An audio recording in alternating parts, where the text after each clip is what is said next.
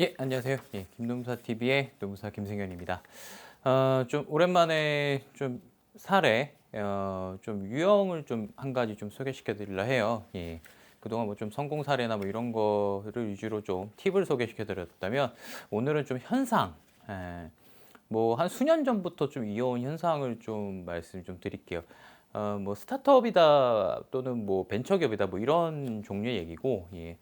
기술직이나 뭐 전문적 지식을 가지고, 예, 사업을 시작하는 그런 회사들, 예, 뭐 국가 경제력에 있어서 굉장히 중요하죠. 뭐 요즘에 뭐 많잖아요. 뭐 자율주행이라든가 뭐 바이오 산업이라든가 기타 등등. 그런데 꼭 대기업만 있는 게 아니에요. 새로 시작되는 스타트업 회사들도 굉장히 많은데, 이런 회사들이 이제 생각보다 그 회사에 재직한 노동자들이 저희를 많이 찾아옵니다. 예. 그러다 보니까 좀 공통점이 많이 발견돼요. 예, 그 회사들마다. 참 어떻게 보면 이제 세련되고 노동관계 문제가 없을 것 같은 회사들인데, 예, 그만의 유형의, 예, 관계가 많이 발생합니다. 그중에서도 오늘은 좀 스톡 옵션에 대해서 좀 설명드릴게요. 스톡 옵션 자체를 설명드리려는 게 아니라, 예, 노동자들이 어쨌든 그런 좀 스타트업 같은 회사를 이직을 할 때 전문적 지식이나 기술을 가진 노동자들이 이직을 하는 경우가 굉장히 많은데요.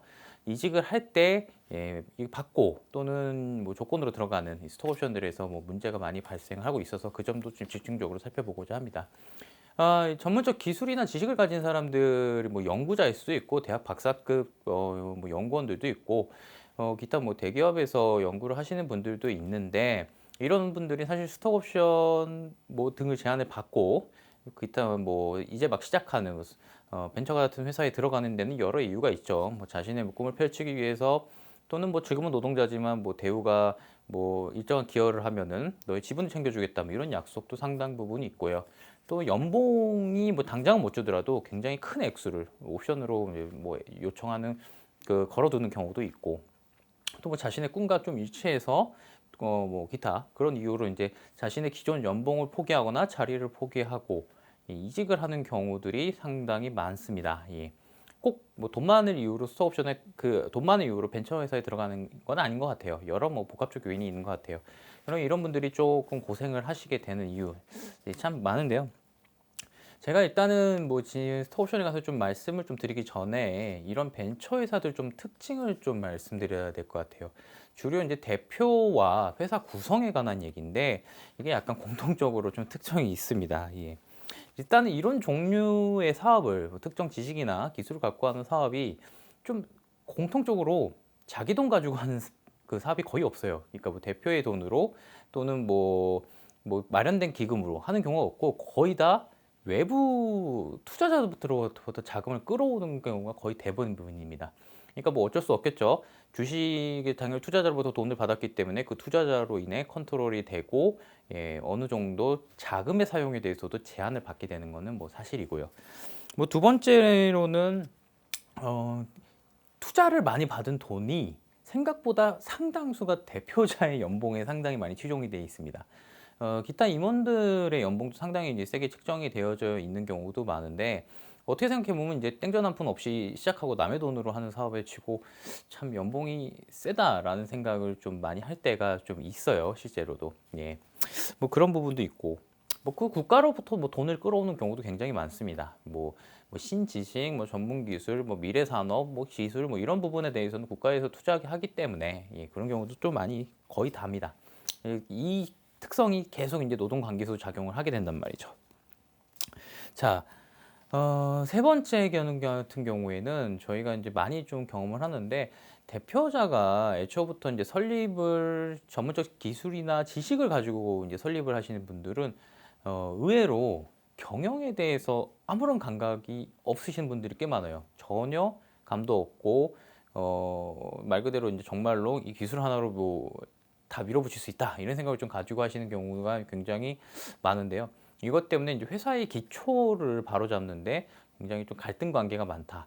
이것 좀 연장되는 얘기인데, 주로 이제 이런 회사들의 이제 문제가 많이 되는 거는 차후에 회사가 안정되고 이제 들어오는 노동자들과 대표 임원 간의 갈등이 거의 아니고, 사실은 그 회사가 만들어지는 단계에서 특정 약속을 받고 들어온 노동자들과의 관계가 굉장히 트러블이 이제 심한 게 이게 문제란 말이죠. 예. 처음에는 몇 달은 잘 가요. 뭐 몇 년이기도 하고 우리 으쌰으쌰 하면서 뭐 애초에 뭐 서로 나눠 가질 게 없기 때문에. 근데 이제 회사가 잘 되기 시작하면은 여기서부터 늘 그 배신 관계가 이어집니다. 보통은 이제 대표자에 의해서 많이 발생을 하는데 뭐 약속을 받고 들어온 노동자를 또는 뭐 임원급 직원을 뭐 어떻게든 몰아내거나 또 트러블 관계에서 어떻게든 정리하거나 이런 문제들이 뭐 끊임없이 발생하고 있다는 것도 스타트업의 좀 특성이고요. 예. 그 다음에 또 한 가지 말씀드리고 싶은 건 어떻게 보면 이 회사의 본질적인 거는 기술이나 지식일 텐데 좀 문제가 있긴 있어요. 기술이나 지식인데 왜 그런지 모르겠는데 대부분 오시는 노동자들이 하나같이 같은 얘기를 합니다.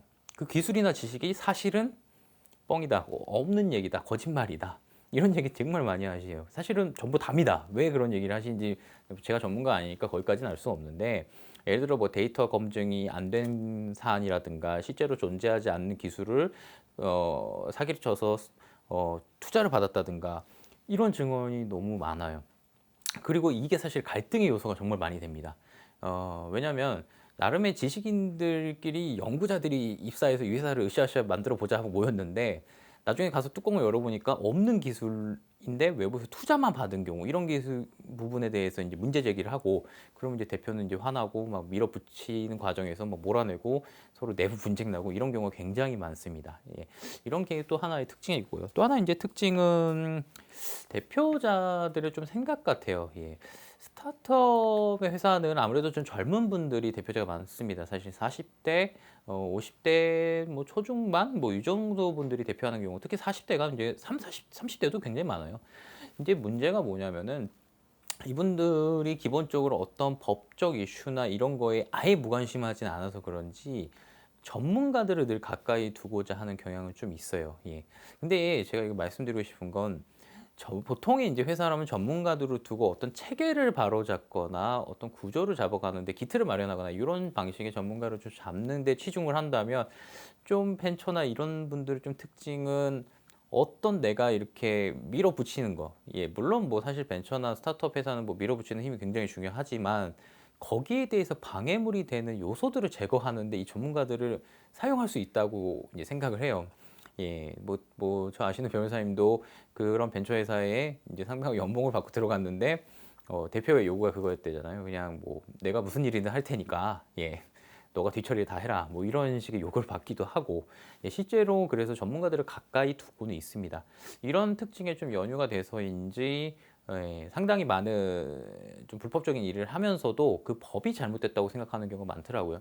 특히 뭐 노동법 같은 경우에는 왜 이런 구시대적 법을 지켜야 되는가라는 생각도 상당 부분 좀 가지고 계시고 뭐 이게 이제 저희가 이제 관찰을 해온 결과 스타트업의 좀 주요 특징, 특히 좀 된다라는 회사 말 그대로 이제 아예 안 되는 회사에서 이런 문제도 잘 발생 안 해요. 이런 특징들은 어느 정도 기술력이 있고 인정을 받고 투자금도 보통 몇백억씩 유치한 회사들에 대한 얘기입니다.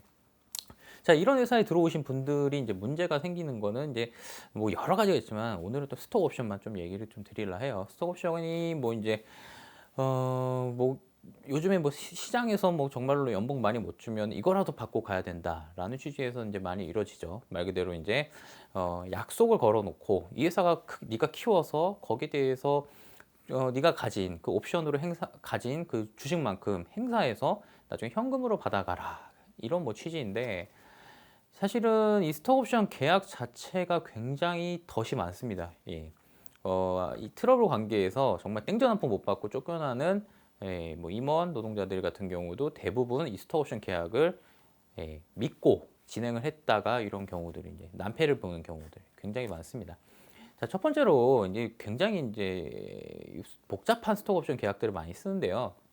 가장 문제가 되는 거는 이 계약 자체가 늘 언제든지 깨질 수 있도록 설계되어 있는 경우가 굉장히 많아요.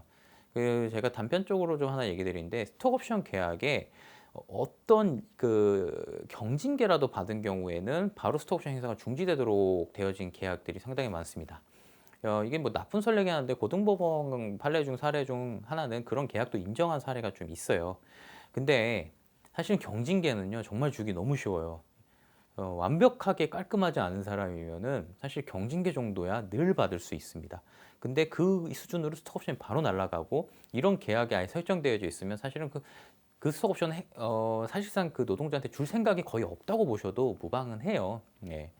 뭐 완전한 중징계 뭐 이런 거는 그나마 이제 감내할 만한 수준인데, 예, 물론 이왕이면 스톡 옵션에 뭐 징계 등을 사유로 해서 옵션 행사를 못하게 하는 제한이 걸려 있는 거는 좀 고민을 해보셔야 돼요. 근데 이제 뭐 다 뭐 백발양보하더라도 뭐 최소한 뭐 해고에 이르는 정도 뭐 이런 정도에 이르면서 스톡 옵션 행사를 못하는 거, 그런 해사 행위를 한 게 어느 정도 명백해질 테니까, 예, 뭐 법적으로는 당연히 그 징계가 깨지면 스톡 옵션을 행사할 수 있습니다.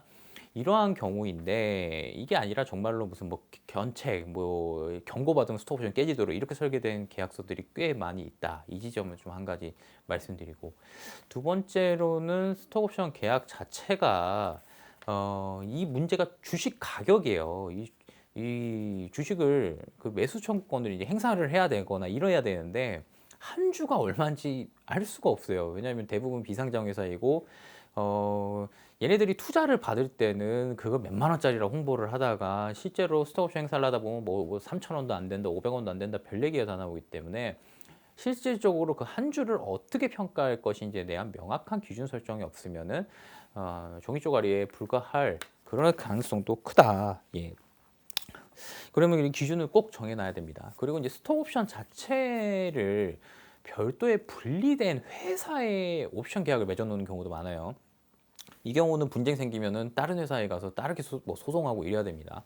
그러니까 AC 당초부터 줄 생각이 없는 설계에 좀 가까워요. 뭐 계약은 뭐 B 회사랑 스톡옵션 계약 B 회사랑 하고 노동 관계는 A 회사랑 갖고 이런 관계 자체는 다소 좀 피하시는 게 좋다. 이렇게 좀 말씀하시게 되고. 예. 이 정도가 좀 스톡 옵션에 할 때 최근에 좀 발견되는 좀 가장 큰 문제 사안이에요. 네, 실제로 이 관계 문제로 인해서 굉장히 자신이 생각했던 것보다 낮은 금액의 옵션을 행사하고 낮은 금액을 받고 나오는 거, 이런 경우도 많고요. 예. 또 마지막에 생각나는 것 좀 말씀드리면 이 스톡 옵션이 결국에는 노동자가 내가 어느 정도 이제 돈을 받으면 현금화를 시켜야 되는데 이 현금화도 제한되어 있는 경우가 굉장히 많습니다. 현금화를 뭐 못 팔게 뭐 내부에서 걸어놓거나 약정 걸어놓는 게 굉장히 많기 때문에 꼭 스톡옵션 계약이 내가 나가는 시점에 원하는 시점에 현금화 시킬 수 있는지에 대해서 꼭 확인해야 됩니다. 안 그러면 여러분 이거 그냥 주식만 갖고 나가야 되는 경우가 있어요. 이거 언제 팔릴지 누가 살지도 모르고 파는 것도 다 금지돼 있거든요. 이런 스톡옵션도 굉장히 많다. 종합적으로 다 검토를 해야 됩니다. 이 근로관계에서 사실상 뭐 제3의 뭐 임금 비슷한 거죠, 사실은. 뭐 나중에 총체적으로 이제 뭐 총괄해서 이제 뭐 성과급으로 주는 거기 때문에. 근데 이게 정말 행사하지 못할 정도로 꽉 묶여 있는 경우가 많다. 이렇게 좀 설명드릴게요. 제가 오늘은 뭐 다 설명드리기 좀 어렵고요. 임금 중에서도 이제 성과적 임금, 예, 스톡 옵션 뭐에 대해서 좀 설명을 드렸어요. 스타트업 회사 뭐 특징과 이렇게 설명드렸습니다. 이런 문제는 좀 미리 알기 전에 피해가는 게 가장 좋습니다. 사실 그런 계약을 맺기 전에 좀 검토를 신중히 하셔야 되고, 가능하면 사실 이 계약이 너무 복잡해요. 웬만하면 전문가한테 의뢰하셔서 다소 좀 확인을 받는 작업을 좀 추천드리고요. 예. 자, 오늘 김노문서 TV에서는 새롭게 시작하는 회사에서 뭐 큰 경력을 가지시고 옮겨가는 회사, 옮겨가는 분들의 이제 피해를 입는 좀 사례들에 대해서 좀 살펴봤고요. 뭐 이런 케이스 있으시면은 문의 한번 주셔도 좋습니다. 저희가 뭐 카페 주소 나갈 테니까 네이버 카페거든요. 뭐 글을 남겨주셔도 좋고, 뭐 그 유튜브로 통해서 뭐 댓글 남겨주셔도 좋습니다. 뭐 연락처도 나가니까 저희가 뭐 근데 긴 상담을 할 수 있진 않아요. 10분 이내로 간략하게 저희가 답을 드릴 수 있는 사항에 대해서는 답을 드리도록 하니까, 뭐 간혹 예를 들면 이런 계약이 맞습니까? 그러면 위험합니다라고 바로 얘기 드릴 수 있잖아요. 근데 갑자기 전화로 통째로 봐주십시오, 이런 건 어렵다, 이런 얘기를 좀 말씀드리고요. 어쨌든 궁금하신 점이나 필요하신 점 있으시면 저희가 도와드릴 수 있는 부분 도와드릴 테니까 그렇게 채널을 통해서 남겨주시고요. 좋아요, 구독 좀 부탁드리고 많은 시청 감사합니다. 오늘 여기까지 하겠습니다.